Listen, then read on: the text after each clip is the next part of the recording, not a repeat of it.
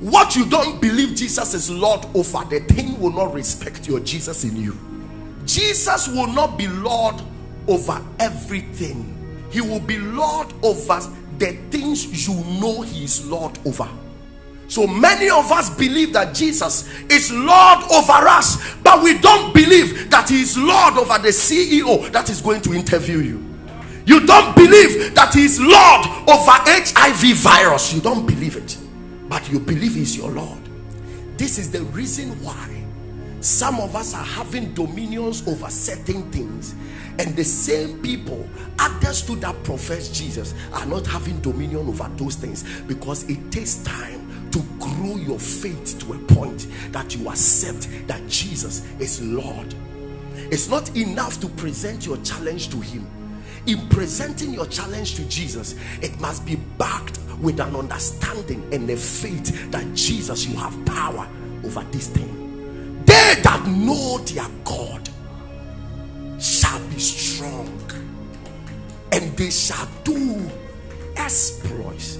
If you read that chapter in context, he was talking about the days of the Antichrist, when deception will be all over the world, and even God's elect will fall for the deception. But he said the difference will be among God's elects, those that know their God. So it's possible to be a Christian, but you don't know the Lord of Christianity. It's possible, and there are many of us like that. We know the name of our churches, we can debate about it. We know the name of pastors, we can debate about them, but never know and understand the Lord. Power begins when you know the source of power. His name is Jesus, and then you can redefine him for yourself. There are many preachers who preach Jesus, but they gathered information from different places and preached him, and their hearts have not yet been convicted about even the one that they are preaching. And so are many believers running to church but don't even understand the authority of the one that they worship. The sea will never obey you if you don't know the Lord over the sea.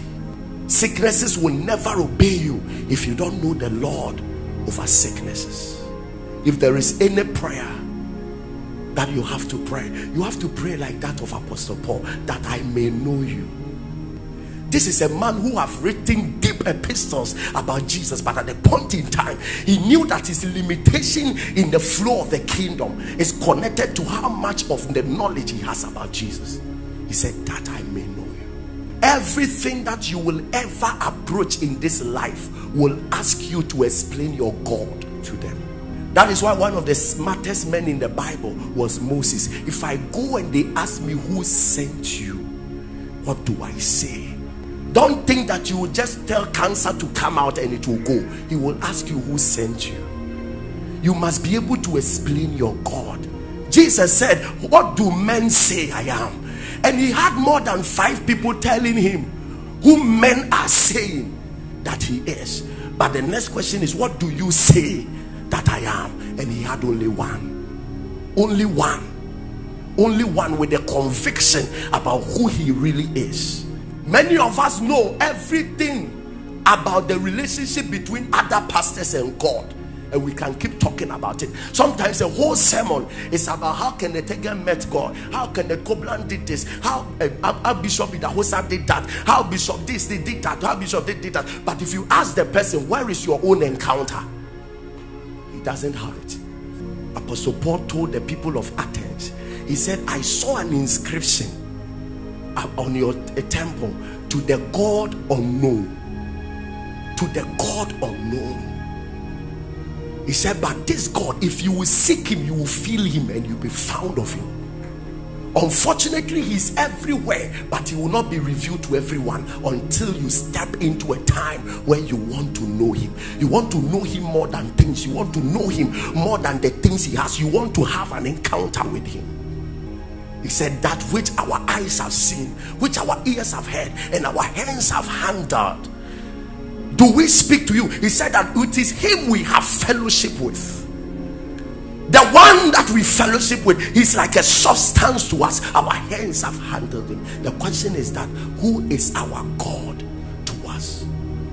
If you live here right now and the fetish priest meet you and say, I will kill you, do you know the God you just came to worship? Who said that you will come down in life?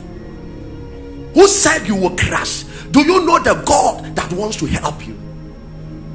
The issue is that we don't know him. Many of us has connected his greatness to the sea. We have connected his greatness to the sun. We have connected his greatness to testimonies. We have connected his greatness to one or two miracles here and there, until I saw something in my Bible and I realized that, so God, this God I've been talking about all this while, is bigger than these things. Before the mountains were brought forth, or ever thou hast formed the earth and the world, from everlasting to everlasting, thou art God. So you are not God because you made mountains. You are not God because you made the sea. That is why we got it all wrong when we started singing, when I look at the mountains, I look at the valleys, I look at the sea, oh my God, you are Lord. The Bible says before the mountains he was God. That means if you connect his greatness to mountain, you are demeaning him. He was God before he made mountains. So actually what makes him God is nothing we see on earth. What makes him great is nothing we see on earth. So in other words, if I want to believe him, I'm believing him above anything I see or hear. So you can't believe him because the sun has been hanging. The Bible says that ever before the sun was made, he was God. So the sun didn't add up to his reputation. The mountains are only an effect of his power. It didn't actually add up to his power. So we can't describe his authority and power by the mountains he made. We can't describe his authority and power by the miracles he does. We must find a way to describe him beyond these things. And how can this be except by revelation? When he himself decides to reveal himself. So Apostle Paul got a glimpse of it after he has prayed that, hey, that I may know him. Then God opened his eyes and he saw that this God is dwelling in unapproachable light. He says that a place where no man has been and no man will ever be, he said that is where he dwells. That's the kind of God we serve. He's bigger. The God we serve. Listen to me. Don't live here and think that tuberculosis cannot respond. Job 42 verse 5. I have heard of thee by the hearing of the ear, but now my eyes have seen thee. It is this same chapter that his story changed. If you keep hearing people's testimonies, it's powerful, but you have to see the God. You have to know him for yourself. It is after he saw him that the Bible said that God gave him a double. Verses will tell you what happened to him when he saw him. Wherefore I abhor myself and repent in dust and ashes. The moment he saw God, he took himself out of the picture. He started hating himself. He took his limitations out of the picture. He took his doubts out of the picture. The moment he saw God, he knew he has messed up. All this while, he was thinking about his source, thinking about his problem, thinking about how big and how his challenge is. He was thinking about how it's impossible to break out of what he was going through, until he saw him. Suddenly, he stepped out. That this God is in the realm of himself. Suddenly, the problem he was going through, God gave him a double honor. If today you can remove your eyes from yourself and see your God, I see him visiting you with a double honor. I see him visiting you with a double honor. Clap your hands and shout, I receive it. There are times that when you keep looking at yourself, you will magnify your problem to a point that God will become very little, and you may offend him. You have been hearing, now may the eyes of your understanding be open. He said that I may see him. It's an emergency if you can't see who God is. It's an emergency. And about 90% of Christians don't know their God. The greatest challenge of our day is that people know their problems more than their God. Jesus, I know. They are operating in a fraternity of their own. I know them. You, who are you? I thought I can't say muya. Obisi pentem shemen come in a chain way. At the gruntia by 4 do munyami say wuni munyami. You need to understand the ways of your God. You need to understand the voice of God. You need to hear his voice. When he shows up, you must see. And everybody that knows me from the 10th to now, I've not changed my convictions that Christianity is not about pray for me, it's about having God and living him. There are some of you, there's a language God is communicating with you. You are not getting it. That's why that challenge is not going. There's a message coming from heaven, you don't get it. There's a direction coming, you don't get, because you don't even know your God.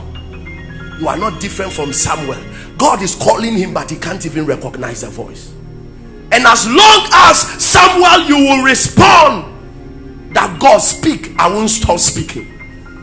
Have you ever seen that somebody disturbing you, mention your name, and yet will not say anything? In other words, I'll keep on mentioning your name until you understand that I'm the God I'm calling you. Some of you must cry on God that God, give me that revelation that will let me conquer my world with Jesus. Men have come and go who conquered the world with Jesus. Why are you not conquering with him? Why are you still struggling though you say you have him? There's a difference. You've not yet come to a realization of his lordship. Not until you know that the heart of a king is in the hands of God. Every king you meet will bully you. Though you may be a child of God, every king you meet, every important person, any human being you meet will bully you, because you have not yet accepted it. Tonight may your heart be opened. One of the major things that took part in us surviving in Ofanko was a certain revelation I had that God is with me. I'm telling you. It may sound like, because you love to see people fasting, you love to see people praying, you love to see that, but what you don't know is that about 60% of the power that flows through a man is as a result of his understanding into the God he serves. That is why when we were building and the man sent his people here, if it was to be another pastor, he would tell you that don't let him enter. They are coming to fight you. They are coming to do this. That time this building was uncompleted. The one that says this area no church should be built sent his sons one afternoon open that our father says we should come and see what you are doing. I took them here, showed them this is the pulpit. I'm out there. When you finish, come. They spent over 20 minutes here. Whatever they came to do, I don't know. They spent over 20 minutes here. Indeed, they have track records of the number of churches they've collapsed in this area. But one came who did not trust in himself. Yes, if you tell me to explain my life, I can't. No, I can't. But if you tell me to talk about my God, if you tell me to give you my I can't put words together. I serve a God. But I'm just telling you how God can keep on revealing himself and let you know who he is to you. When you meet Abraham will tell you that I serve the God called El Shaddai, because he revealed himself as El Shaddai. He told Moses that your God, your fathers did not know me by Jehovah, but you, I reveal myself to you as Jehovah. If you meet Gideon and you ask him which kind of God do you serve, he will tell you I serve Jehovah Shalom, because that is how he revealed himself to Gideon. God is ready to show you something about himself. if you are ready to call on him. And that is the thing that will give you advantage in your age and in your time. Many of us don't understand this. We are Christians, all right, but we don't know our advantages in this life.